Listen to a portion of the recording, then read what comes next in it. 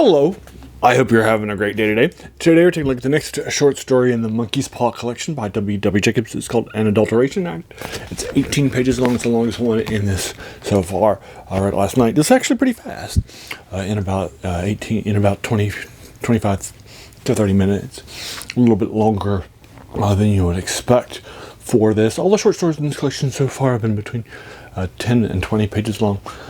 But this is one of the longer ones, so they're all about half an hour, sometimes a little longer, sometimes a little under, and such.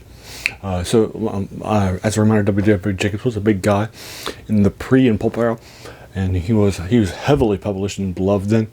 He publishes a short story called The Monkey's Paw that put him on a map in a major way, and is definitely kept in there. I read a short story collection before this one called Tales of the Tattooed, about tattoo peoples. And he had a short story called The Marked Man. It was more of a lighter-hearted change of pace that I liked. It was fine. And a lot of my subscribers and comments said about how much they love Jacob. So I figured I'd pick this up and read it as the next collection after that. So there are now 2 short stories after this one. So this is the third to last short story. Again, it's called The Adulteration Act. So basically, as a reminder, keep my reviews spoiler-free. Basically, what's happening to set you up is on the first couple of pages. Our primary point of view character is a doctor, and he is at a bar with his friend who is a lawyer, a solicitor in the area. They're in Australia, they're in Melbourne, and they are having at a bar together. His friend is over drinking, and he tells him not to, and then they fall asleep, and they wake up on a ship going away from the harbor. So on the second page. So what's happening? What's the ship? How are they brought aboard? All that sort of thing you'll find out with the last 16 pages. Again, I keep my reviews spoiler free, but I like to give you the first couple of pages of a short story, the first couple of chapters of a novel, kind of what you would find out on the back of a novel to get your sort of feet wet with what's happening with the short story, or the novel, or the novella, or the comic. So that's basically what's happening here. Our primary 2 point of view characters that are more white collar people, a lawyer and a doctor, have been kidnapped and are in Australia and are now on a vessel.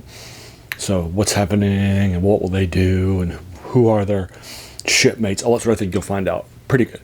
Again, I like this. I thought this was it was good. It was well paced. I didn't have lots of descriptions and conversations and so forth, but a nice mixture. So it didn't keep you bored. So this is nice. It's good stuff. I'm giving it a 7.5 out of 10. I blew through it. I think you will too. I'll try to find it for you in the comments below. I'll link it to this collection for sure. I'll also try to find the regular one for you too, because it's more than 95 years old. So I should be able to find it for you for free online too. W. Jacobs, short story. So there, have you read it? If so, what did you think about it? Let's talk about it in the comments below. And if you agree to my 7.5 out of 10, let's also talk about that too. If you enjoyed this, why not hit the like button, the subscribe button, the bell icon if you're feeling frisky, and then let your friends know too. As a reminder, this channel is named The Worst Thing About New Books. That's a quote by a French philosopher named Jacques Joubert, who said that the worst thing about them was they kept you from reading the old ones, right? This is definitely an older works that we've oftentimes forgotten about. Or a classic, in this case, The Monkey's Paw. So there you are. I'll go ahead and leave you to it. Just as thanks so much for taking some time out of your day and investing in watching my video, because we all have so many things that are happening in our lives, right?